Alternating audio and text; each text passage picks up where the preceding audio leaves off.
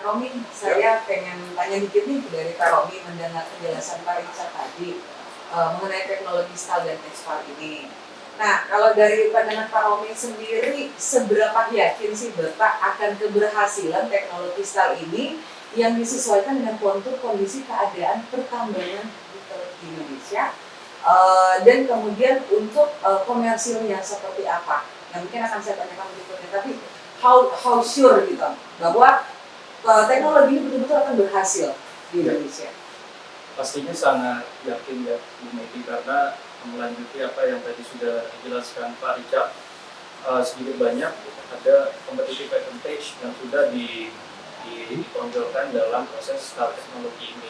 Nah, kalau kita melihat karakteristik daripada mining concession atau penambang yang ada di Indonesia, yang mana itu tersebar di sekitaran area Sulawesi dan Maluku itu sebanyak 300 ya berdasarkan data dari API, dan itu 40% rata-rata adalah skalanya itu medium. Nah, artinya dalam hal ini kita coba masuk memberikan satu solusi dengan teknologi dengan capex yang kompetitif dibandingkan dengan teknologi yang ada saat ini. Itu pertama. Dan yang kedua, kenapa kita yakin? Karena berdasarkan observasi kami juga, berdasarkan studi literatur yang sudah kita lakukan, bahwa cash cost yang kita punya itu 20% lebih kecil. Jadi satu tadi capex kita 60% lebih kecil, yang kedua secara cash cost 23% lebih kecil. Ekspektasi kami pastinya teknologi ini bisa jadi satu teknologi yang disruptif ya, untuk masuk ke dalam pasar industri nikel di Indonesia, dan dengan hal itu pula kita pastinya yakin bahwa ini akan masuk untuk menjadi satu solusi bagi para penambang juga. Nah, kita harapkan bisa membangun smelter STAL ini di dekat mulut tambang. Oke. Nah, Pak Romi, jadi baru-baru ini kan tahun lalu kita sudah dengar mengenai pemerintah terkait Undang-Undang CK. Ya. Undang-Undang CK terjadi, mana dalam salah satu pasal itu bagaimana pemerintah betul-betul mendukung yang namanya UMKM. Nah, atau baik UMKM maupun pengusaha lokal ya, atau pengusaha merah putih.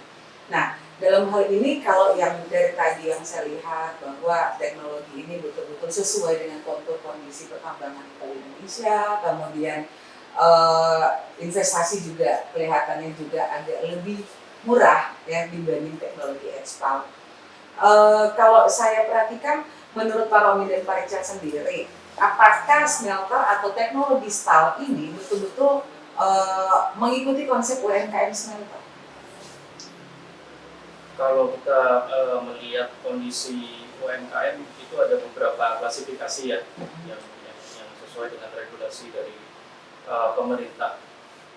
Cuman dalam hal ini kita coba menciptakan seperti one package solution bagi para penambang yang mungkin 40% tadi itu didominasi oleh para UMKM ya, pengusaha kecil dan menengah. Bagaimana kami menciptakan satu solusi paket tersebut dari hulu sampai ke hilir. Nah, dari hulu jelas mereka yang memiliki mine resources sebagai penambang. Nah, UMKM ini kita melihat kondisinya ada keterbatasan dalam masalah finansial, mungkin modal kerjanya sebagai initiate working capital, kemudian juga dalam capital expense-nya. Nah, itu kita akan coba memberikan satu solusi financing atau funding dengan ya pastinya dari Trinitan Group ini kan sudah berpengalaman selama 50 tahun lebih, dan kita akan memanfaatkan koneksi yang kita miliki untuk memberikan satu solusi kepada para penambang dalam hal pendanaan. Artinya Bapak menawarkan satu konsep pembangunan hilirisasi di mulut tambang bergantian dengan para penambang-penambang nikel untuk membangun teknologi STAL ini. Hilirisasi dari penambang sampai dengan produk yang dihasilkan STAL teknologi itu berupa MHP. Produknya, outputnya adalah MHP. Jadi cukup sampai MHP aja kita proses di mulut tambang. Ya, mungkin saya tambahkan mengenai konsep kami dalam pengembangan teknologi. Biasanya memang kami membangun industri, membangun smelter sendiri dan lain-lain, dan kemudian kami bekerja sama. Tapi dalam pengembangan kita itu yang paling penting buat kami sadari adalah skalabilitas. Karena kami melihat Indonesia ini punya kesempatan untuk menjadi poros dunia dalam baterai, dan itu kebetulan memang sesuai dengan impian cita-cita kita sama-sama.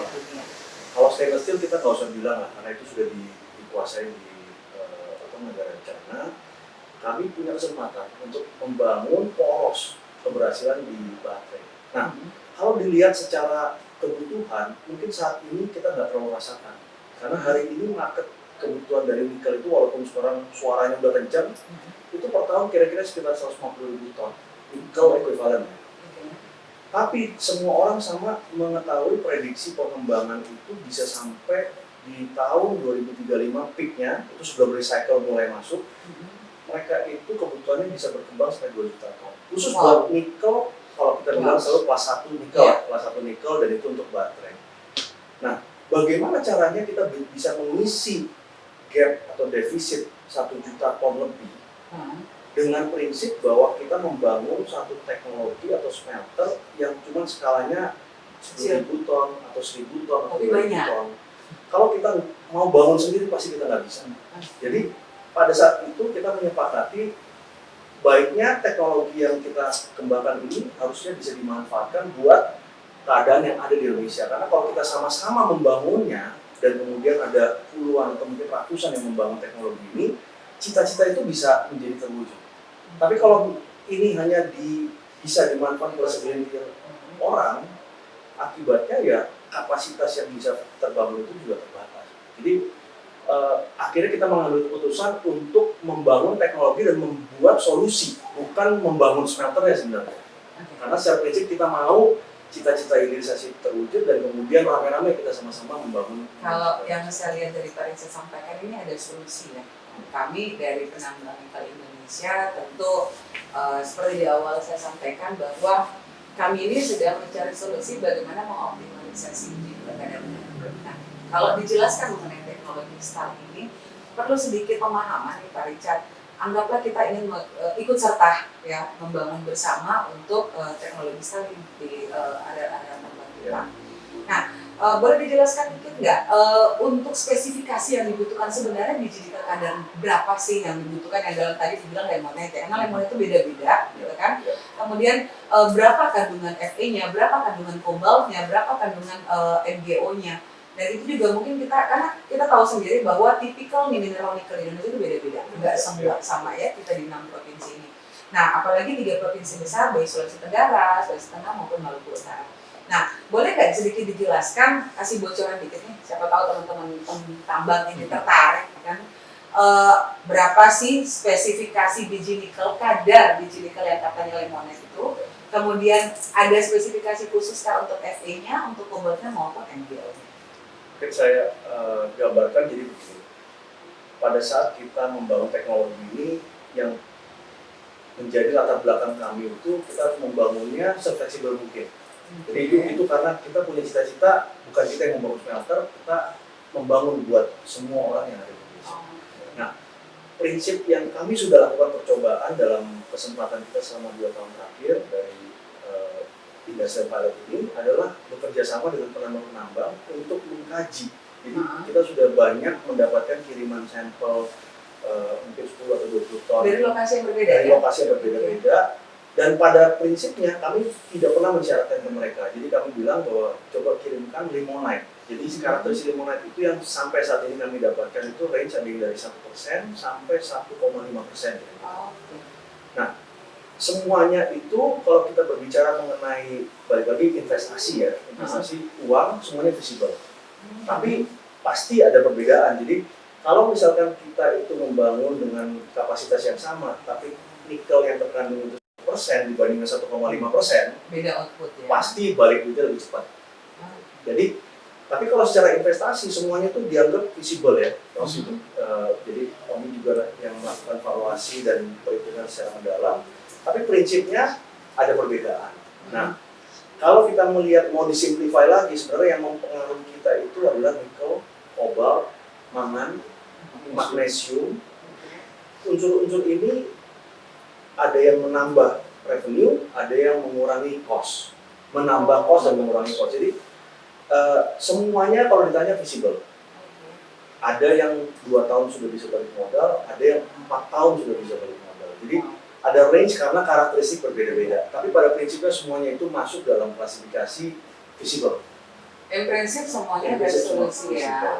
untuk Dan area-area tambahan. Pengkajian kami waktu itu, pengajian kami terakhir itu menggunakan LME waktu itu dengan angka kira-kira sekitar 16.500. Yang sekarang ini Sekarang 19.500 loh. Jadi itu mungkin upside dan kita tetap menggunakan 16.500 sebagai unsur kehati-hatian. Oke. Nah, kalau tadi nih, sekarang saya pengen berbicara duitnya nih. Nah, jadi di awal itu kan kalau kita bilang kita kan hanya penambang yang modal gali. Ya. Kita gali, kita jual, kita gali, kita jual. Ya.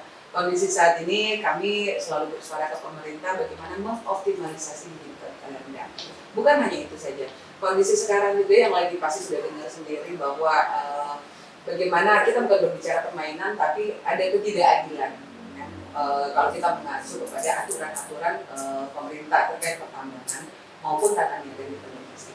Nah, kalau memang kita nih ingin tertarik mau bangun satu industri stal nih di tambang kita, karena anggota APMI itu ada sekitar 308 perusahaan pertambangan, itu pun masih ditambah dengan perusahaan-perusahaan pendukung pertambangan, ya. Dan ini pun masih akan bertambah lagi karena masih banyak beberapa perusahaan pertambangan yang tadinya notabene mati atau expired sedang dalam proses pengaktifan atau penghidupan.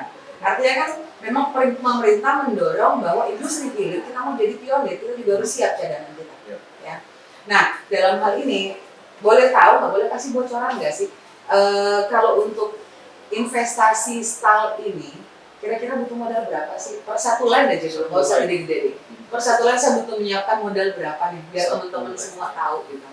Jadi satu line itu output nikelnya itu kurang lebih 1.800 ton per year. Output produk satu tahun. Satu tahun. Itu 1.800 ton. Ya balik lagi itu nanti bergantung daripada input Karakter. ore-nya itu. Misalnya 1,1%, inputnya 1.800. Kita average kan Outputnya aja 1.800. Ya kurang lebih kita gunakan Limonite ya 1,1%, 1.800. Capex yang diperlukan untuk mesin itu sekitar 35 juta US dollar. Mesinnya aja. Mesinnya aja. Oke. Untuk mesin sekitar 35 juta US dollar dan hitungan feasibility study kami untuk working capital di awal di 1-2 tahun pertama itu 5 juta US dollar. Oke, berarti sekitar 40 juta dolar nih modal awal nih. Modal awal. Oke, untuk membangun satu line industri smelter senilai 40 juta dolar paling gampang nih ditanya. Balik modalnya berapa lama? Yang average aja kalau dijelaskan Pak Richard tadi kan beda-beda karakter itu. Yang average itu kurang lebih berapa? 3,4 tahun, 3,5 tahun. 3,5 tahun sudah balik modal? 3,5 tahun payback period sudah balik modal dengan IRR-nya itu 31,9%. Wow, 31% ke atas. 31%. Oke, berikutnya setahun bisa untung berapa sih kalau pakai elemen 16.000? Kita nggak usah hitung elemen 19.000 lah ya. Jadi yang angka optimis saja. Di elemen 16.000 itu kira-kira saya bisa dapat keuntungan berapa kalau saya punya modal 40 juta dolar? Kita bicara cash flow dalam EBITDA-nya itu setelah masuk ke mass production ya. Jadi itu EBITDA-nya di angka sekitar 18 juta US dollar. Profit per tahun? EBITDA-nya. Wow. Berarti 3 tahun? 2 tahun makanya balik modal. Langsung balik modal juga ya. Wow, ini sungguh menarik ya karena orang selalu berpikir bahwa industri smelter atau industri hilir pertambangan itu satu investasi yang besar, kedua balik modalnya juga itu agak lama ya. Nah, ini menjadi salah satu solusi terkait industri hilirisasi nikel ya. Nah, tambah lagi nih, kalau misalnya kan kalau kita tahu bahwa industri hilir nikel itu membutuhkan energi yang tinggi. Ujung-ujungnya ribetnya ini powerbank-nya gimana, PLN-nya gimana. Nah, untuk satu line itu butuh berapa sih, berapa megawatt sih energi listrik yang dibutuhkan? In average kurang lebih 1.355 kilobyte. Itu ini kurang lebih 1,3 ya, megawatt. lah. 1,5 megawatt. Untuk satu line? Satu line. Jadi perbedaan antara hidrometalurgi sama hidrometalurgi adalah yaitu kan kimia, ini reaksi kimia, bukan energi. Jadi buat teman-teman kan tahu ya bahwa kalau kita berbicara hidrometalurgi itu satu line RKIF yang average saat ini yang 33.000 kVA membutuhkan kurang lebih 20 sampai 30 megawatt per line. 20 sampai 30 megawatt per satu line. Ini satu line hanya membutuhkan kurang lebih 1,3 megawatt sampai 1,5 megawatt. Sampai 1,5. Berarti nggak butuh PLN ya? Apa ke genset sebenarnya cukup nggak ya? Ya, kalau bercandanya begitu. Itu kan mungkin cost-nya nanti ya. Wow, ini sangat amat menarik gitu. Nah, kembali lagi yang tadi, kalau kita berbicara output tadi ada namanya MHP ya. MHP. Nah, apakah nanti output ini pengolahan itu hanya output MHP atau ada produk-produk lainnya? Ya menarik sih itu pertanyaannya. Jadi dalam proses stall itu nanti akan dihasilkan main produknya adalah MHP. Mixed hydroxide precipitate itu konten nikelnya kurang lebih 30 sampai 40%. Nikel kontennya sampai 40%. 40%. Bisa bayangkan untuk lemonade 1,1% dia bisa menghasilkan nikel konten sampai 40%. 40%. Wow, cukup menarik.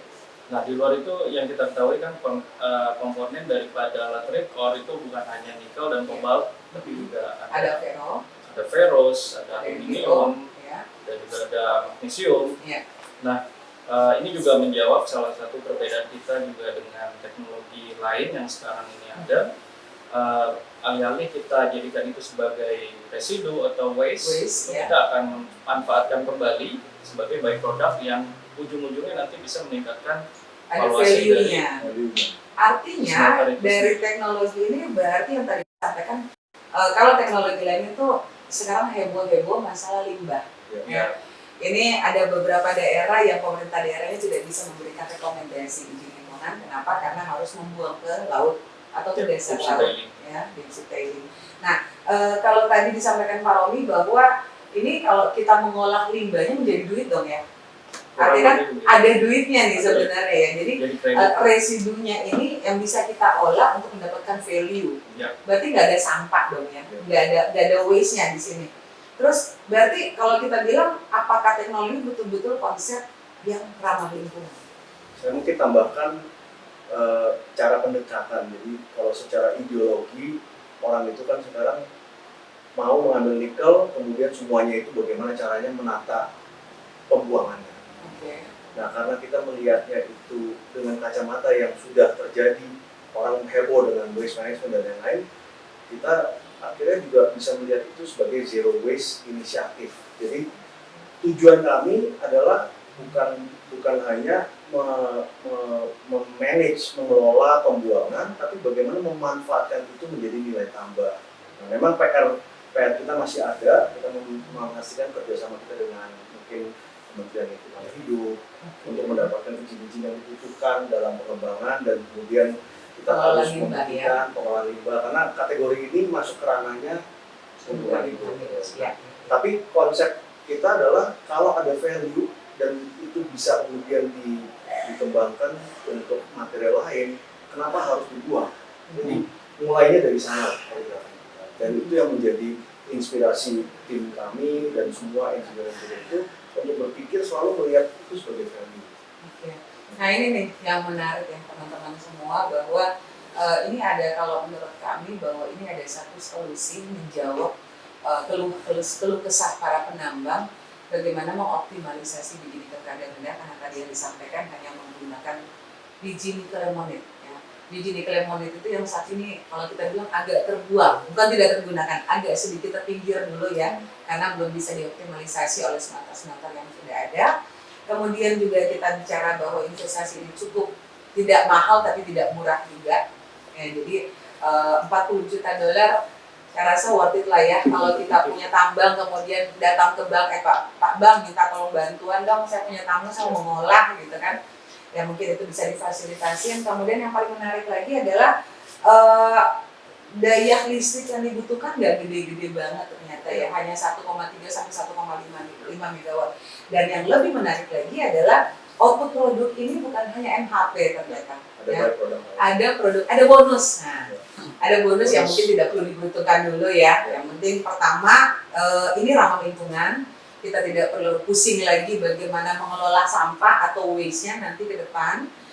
Kemudian ada produk, ada duitnya lah kalau kita bicara sampahnya nanti ya. Tapi yang tadi diperhitungkan adalah seperti tadi Pak Romi sampaikan, dalam waktu 3,5 tahun itu Ya. sudah PB per year itu hanya menghitung dari satu output produk ya, Ya, betul. bukan dari produk olahan yang lain. MHP dan MGSO4, tapi komponennya itu kurang lebih didominasi oleh MHP 90% ke atas. Ya, artinya untuk output produk yang lain belum diperhitungkan Belum. sebenarnya. Itu nanti Nah, akan menjadi. berarti kan ini ada bonus, kita Bonus. bilang ada bonus. Nah, terus yang kedua, yang paling penting lagi, 3 tahun kan sudah balik modal itu, saya aja buka tambang itu 3 persiapan awal, buka OB, eksplorasi dan lain butuh waktu mungkin sampai 3 tahun juga. Baru boleh mulai menggali, baru boleh mulai menjual. Nah, ini industri hilir loh, yang begitu menarik sampai akhirnya, apalagi profitnya sampai 15 juta dolar ya, 15 sampai 18 juta dolar ya. 18 juta. Apalagi kalau elemen naik terus berarti itu mempertimbangkan 16.500. 16.500. kalau dikalkulasi kalau elemen sudah 19.000 berarti itu Jauh. profitnya lebih tinggi ya, setahun balik modal mungkin Kosnya ya. kan sama lah. Ini sangat menarik banget. Nah, pertanyaan berikutnya adalah Pak Richard, kalau misalnya saya mengajaknya teman-teman penambangnya untuk membangun ikut industri hilirisasi ini menggunakan teknologi STAL dengan mengusung konsep UMKM tadi di beberapa mulut tambang, di beberapa penambang, di beberapa areal baik Sulawesi Tenggara, Sulawesi Tengah maupun Maluku Utara. Nanti kan ada produk namanya output produknya MHP ya, kita bicara satu produk MHP. Jualannya kemana? Apakah Trinitan mau buyback? Ada garansi buyback, karena kan pasti kalau saya pinjam uang ke bank, modal ke bank pasti nanya marketnya kemana nih? Ya. Kalau nggak ada market nggak bisa pulangin dana pinjaman itu. Nah, dari Trinitan sendiri gimana? Kita sangat menginginkan offtake itu ke kita. Oke. Jadi kalau diberikan pilihan dan kita diberikan kemudian hasilnya ada, kalau memang diperbolehkan kita mau ambil semua. Tapi kemudian kan yang berinvestasi harus memiliki hak juga untuk memilih market ya. Kalau kami lihat MHP itu udah semi komoditas yang prediksi kami dalam 3-4 tahun ke depan itu menjadi sangat-sangat dicari. Demand-nya ada. Dan kemudian kita menggunakan harga pricing juga itu menggunakan patokan sudah ke LME sebenarnya. Wow, belinya dengan harga LME? Jadi udah ada rumusan LME lah. Jadi kalau kita asumsikan kan di level ore, harga ore itu kalau di compare kepada LME kira-kira 10% daripada LME value-nya ya. Kalau di MHP itu sudah mendekati 80%. Berarti secara langsung kalau kita mau berbicara angkanya, buyback-nya dari PT Trinitan sendiri adalah dengan patokan harga LME dipotong sekitar 20 sampai 30%. 15 sampai 20% dari LME. Cukup menarik karena untuk memproduksi kobaltnya pun dihargai dengan sekitar 60 ke 65%. Ya, artinya untuk nikel dihargai, kobaltnya dihargai terpisah. Nah, ini nih teman-teman semua bagaimana menjawab, karena kami ini kalau menjual biji nikel ke baik dulu ekspor maupun ke pabrik-pabrik smelter yang udah ada sekarang, dalam 1 ton biji nikel itu mengandung kandungan mineral yang lain, ya bukan hanya nikel. Tapi ada ferro, kemudian tentu ada kobaltnya, ada silika, ada magnesium, MC nggak usah kita hitung lah ya. Nah, artinya kalau untuk teknologi STAL sebenarnya mineral lain itu diperhitungkan ya, bukan dibuang ya. Kalau kobalt, mangan, dan magnesium. Ada 4 mineral yang diperhitungkan untuk dinilai ada value-nya melalui teknologi STAL. Ini langkah yang baik ya, jadi bagaimana mineral-mineral itu tidak terbuang percuma, atau bahasa teman-teman tambang itu kita kirim nikel tapi dia dapat bonus banyak, betul ya? Bonus banyak itu baik di ferro, baik di kobalt, baik di silika, baik di magnesium dan mineral lainnya. Yang kita dibayar hanya nikelnya, itu pun masih dapat kena reject. Nah, mudah-mudahan kalau misalnya teknologi ini kita bisa bangun dalam satu wilayah pertambangan, areal tambang, kita mau mengambil saprolite. Jadi kita tetap dukung industri smelternya yang ada di Indonesia, pyrometallurgi kita tetap dukung, kita tetap menjual biji nikel high grade-nya atau saprolite-nya, tapi kita harus mengangkat dulu yang namanya lemonite. Nah, kalau lemonite ini sudah bisa kita olah di mulut tambang, di beberapa teman-teman tambang yang akan membangun industri hilir, menggunakan teknologi STAL ini, tentu akan lebih efisien ya, artinya bonusnya dapat double. Jualannya saprolite, lemonite-nya kita olah sendiri, gitu ya. Nah, ini kan menarik, pasti teman-teman mau bertanya lebih lanjut lagi apa yang tadi saya tanyakan, bahwa kira-kira nih bentuk kerjasama antara Trinitan sendiri sebagai baik yang mempunyai teknologinya, baik mengolahnya, karena kan Trinitan itu kan kalau misalnya dari kami menjual MHP ya, produk MHP, kemudian ini kan menjadi prekursor katoda ke baterai. Artinya kan PT Trinitan sendiri mengolah sampai menjadi baterai. Ya. Atau mungkin siapa tahu PT Trinitan ini akan bergabung dengan Tesla yang ujungnya akan membangun electric vehicle, who knows, ya. Karena bagaimanapun juga teknologi electric vehicle-nya Tesla dalam hal ini tetap butuh produk Indonesia. Ya. Jadi jangan termakan hoak bahwa Tesla nggak butuh Indonesia, dia nyasar ke Australia. Kedepan dia akan datang ke kita, apalagi dia sudah melihat teknologi style ini yang begitu booming, begitu efisien, begitu ramah lingkungan yang paling penting, kemudian bisa menjawab solusi untuk para pelaku penambang nikel Indonesia. Dan yang paling penting lagi adalah mendapatkan value added untuk biji nikel kadar rendah yang tidak teroptimal. Ada yang mau disampaikan lagi Pak Richard dan Pak Romi terkait teknologi style ini? Ya mungkin kalau dari saya kesempatan kita nggak banyak. Jadi kita mengajak juga agar partisipasi ini bisa menjadi masif dan kesempatan untuk kita bisa memberikan atau mewujudkan cita-cita Indonesia menjadi poros itu bisa terjadi kalau kita bersama-sama membangun itu secara serentak. Ya.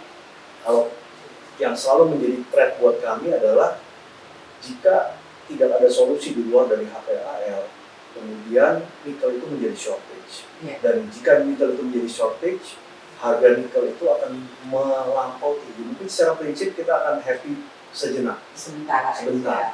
tapi secara prinsip pada saat harga itu terlampau tinggi dan shortage terhadap supply, yang terjadi adalah kita memaksa company kayak Tesla, VW, Audi, mereka itu untuk beralih dari nikel. Ya. Dan kalau mereka bersama-sama berupaya untuk beralih, pasti akan mendapatkan jalan. Sehingga kita akan lepas dari kesempatan kita untuk menjadi poros di baterai industri. Jadi ini harus kita sama manfaatkan. Saya juga melihat bahwa pemerintah sekarang benar-benar punya keserasian dalam mendukung, mewujudkan, apalagi tadi dengan gandengan UMKM, investasi yang ada. Kalau ini semua puzzle ini bisa dijadikan satu, menurut saya kita bisa bersinergi bersama ya dari seluruh stakeholder. Nah, jadi teman-teman ini solusi yang baik ya, langkah yang baik untuk kita memulai bagaimana menciptakan, mewujudkan impian kita menjadi yang katanya penguasa dunia untuk industri nikel, baik itu stainless steel maupun untuk baterai. Karena dalam 10 tahun ke depan kita akan meninggalkan fosil. Kita akan beralih ke energi terbarukan, yaitu green energy. Green energy ini ada di baterai, karena baterai ini bukan semata-mata untuk electric vehicle, tapi juga yang kita gunakan hari-hari. Ya, baterai itu bisa kita pakai untuk seperti yang sudah digunakan juga, baik untuk solar cell, untuk handphone, kemudian untuk laptop, dan untuk seluruh devices yang kita butuhkan setiap hari. Nah, dalam hal ini teknologi style, saya perlu ulang lagi bahwa teknologi anak bangsa yang dikembangkan, yang diciptakan oleh Trinitan Group yang sudah cukup lama ternyata, dan mereka memang sudah punya basis bagaimana mengolah industri hilir untuk baterai maupun energy storage. Kemudian ini juga sudah dapat pengakuan ya Pak ya, karena saya dengar itu sudah diakui oleh pemerintah kita, baik Menko Marves, BPPT, Kementerian SDM, pengakuan atas teknologi anak bangsa ini. Kemudian kami ulang lagi bahwa tadi investasinya cukup ya, sekitar 40 juta dolar, yang menarik 3 tahun sudah balik modal, profitnya itu bisa sampai 15-18 juta dolar juga per tahun. Kemudian nggak butuh area, kira-kira satu land butuh berapa hektar nih Pak? 10 hektar. 10 hektar kecil lah ya, ditambang gitu kan. Kemudian butuh daya listriknya juga cuma sekitar 1,3 megawatt. Dan yang paling penting lagi adalah biji nikelnya ini loh, lemonite yang bisa terkonsumsi oleh teknologi style ini, biji nikel kadar rendah yang tidak memerlukan spesifikasi khusus. Pertanyaannya adalah berapa ton per hari digunakan untuk satu line style ini? Dry metric ton itu kurang lebih 600, kalau wetnya mungkin sekitar 800 sampai 900 Satu hari 900 wet metric ton untuk biji nikel kadar rendah. Ini sekali Pak. Kalau kita, karena kita menjual itu, kalau kontrak kita ke smelter yang ada, itu rata-rata sampai 1 bulan itu 50.000 metrik ton. Rata-rata ya antara 30, tergantung cuaca. Kondisi saat ini cuaca lagi kurang bersahabat, tapi biasanya para penambang itu untuk memaksimalkan overhead-nya, cost produksinya harus di atas 30.000 sampai 50.000 ton per bulan. Kalau hanya 1.000 ton per bulan, kurang lebih hanya 30.000 lah ya sebulan. Sebulan kira-kira 30.000 satu line. wet metric ton ya yang kita butuhkan. Ini lebih dari cukup karena kalau kita memproduksi 1 ton biji nikel saprolit 1,8%, kita mengenyampingkan dulu yang lemonit itu ada sekitar 2 sampai 3 ton. Ya. Nah ini jawaban dan solusi yang sungguh tepat untuk teknologi anak bangsa, UMKM smelter, biji nikel kadar rendah, investasi yang murah, cepat balik modal, untungnya cepat, untungnya gede, dan punya 4 produk output. Betul ya? Nah, waktunya kita menjadi pemimpin baterai dunia, waktunya kita menjadi pengolah olahan nikel dunia, kita buktikan kepada dunia bahwa Indonesia mampu, Indonesia bisa mengolah dan menguasai baterai di seluruh dunia. Mudah-mudahan ini bisa tercapai, dan mudah-mudahan ini pemerintah dan seluruh pelaku nikel, pertambangan nikel, untuk bisa mendengar suara kami, bisa mendengar solusi kami. Dan untuk selanjutnya, untuk teman-teman yang mungkin ingin bertanya langsung kepada PT Trinitan Metals and Mineral, yang kami tahu akan membangun pabrik di Cape Palu ya Pak ya. Kenapa pilih Cape Palu Bapak? Karena secara industri, Cape Palu itu sudah memiliki insentif yang tepat buat industri nikel. Oke. Dan kemudian kami juga didukung oleh almarhum kebetulan Bapak Ismail Lebang. Beliau sangat berkeinginan untuk membangkitkan kembali Sulawesi Tengah dengan adanya keterpurukan yang sebelumnya terjadi. Dan kami rasakan industri itu juga sangat strategis, perhitungan kami juga sudah cukup matang. Kami berharap ya kami bisa berkontribusi. Kira-kira kapan mulai pembangunan pabrik di Cape Palu? Saat ini kita lagi bekerja sama dengan perusahaan EPC Jepang untuk membangun desain EPC ya? LDP atau fit desain, dan itu selesainya kira-kira di akhir tahun, dan Januari kita akan mulai konstruksi. EPC penunjukannya itu akan dimulai di Januari. Kurang lebih berapa lama pembangunan sampai kita bisa mulai produksi? 2 tahun. 2 tahun lagi itu sudah Akhir 2023. Sudah berproduksi ya? Oke, berarti kita nunggu nanti di akhir 2023 PT Trinitan Metal and Mineral akan berproduksi teknologi sekali ini di wilayah Cape Palu. Ya. Jadi kami sampaikan juga bahwa tadi yang disampaikan oleh Pak Richard, kebetulan almarhum Ketua Umum Asosiasi Penambang Nikel Indonesia yang juga mendukung industri merah putih ini, bagaimana idealisnya beliau untuk membangkitkan sumber daya alam Indonesia menjadi penguasa dunia, mendukung PT Trinitan untuk mengolah hasil olahan biji nikel kadar rendah, dimanfaatkan untuk teknologi anak bangsa yang punya value added. Jadi jangan melulu investasi asing, jangan melulu teknologi asing, tapi kita juga punya teknologi anak bangsa yang bisa mengolah sesuatu sesuai karakteristik biji nikel yang ada di pertambangan Indonesia. Mungkin itu yang bisa saya sampaikan. Kira-kira ada tambahan dari Pak Richard atau Pak Romi untuk para penambang biji nikel yang tersebar di beberapa provinsi ini?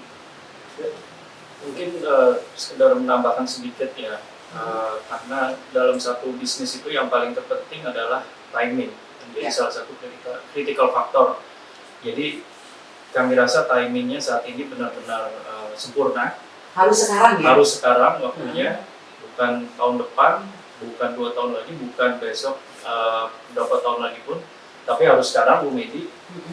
Untuk itu kita melalui perusahaan Hydrotech Metal Indonesia yang mengembangkan teknologi STAL ini, anak dari perusahaan Trinitan Group, sudah melakukan apa yang sewajibnya kami lakukan gitu, untuk menciptakan satu teknologi yang dapat mendukung atau menjadi solusi dari permasalahan yang ada dalam pertambangan nikel.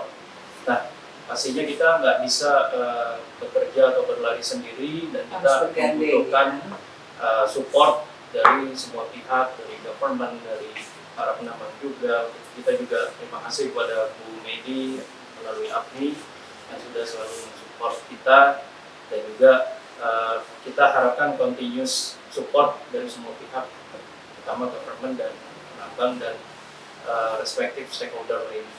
Mungkin itu dari saya. Ada dari Pak Richard tambahannya Pak Richard? Ya, sama tadi prinsipnya waktu paling penting. Dan saya mau banyak mengucapkan terima kasih kepada Bu Medi dan Asosiasi Penambang Nikel Indonesia juga yang mungkin awalnya nggak tahu dan nggak mengerti mengenai teknologi, tapi dengan waktu karena mungkin keyakinan dan kepercayaan dulu kali ya di awal, sehingga sampai ke sinilah kita bisa maju gitu. Karena menurut saya proses ini juga banyak orang kalau tanya kok bisa sih ngembangin teknologi gitu, dan saya selalu bicara ke orang-orang adalah saya punya satu kelebihan dan kelemahan, yaitu saya orang Indonesia. Bilang gitu. Kenapa kelebihan Indonesia? Kebetulan nikelnya banyak di Indonesia. Kelemahannya apa? Saya kebetulan orang Indonesia, jadi nggak banyak orang yang percaya pembangunan teknologi.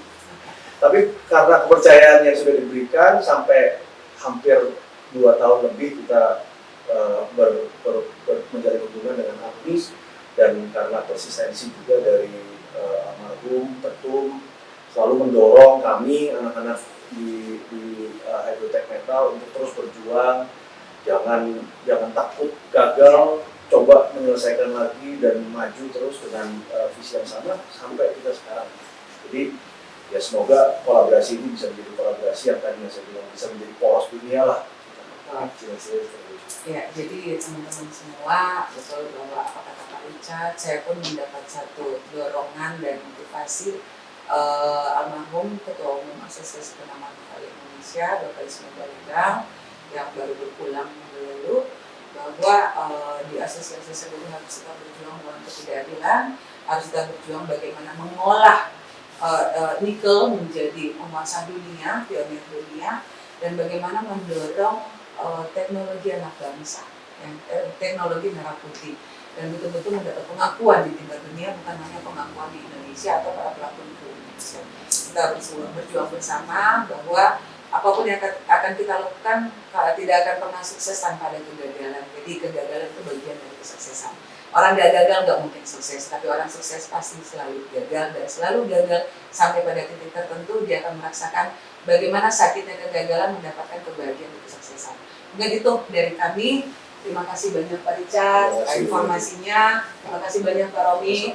Dua yang bapak-bapak yang ganteng-ganteng ini bisa mau berkunjung ke kami, bisa mau bertukar informasi mengenai bagaimana keresahan penambang mengoptimalisasi biji nikel kadar rendah, dan ini adalah jawabannya.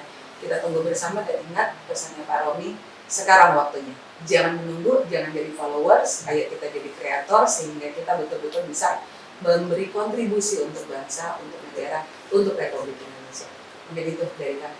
Terima kasih Pak Richard, terima kasih Pak Romi.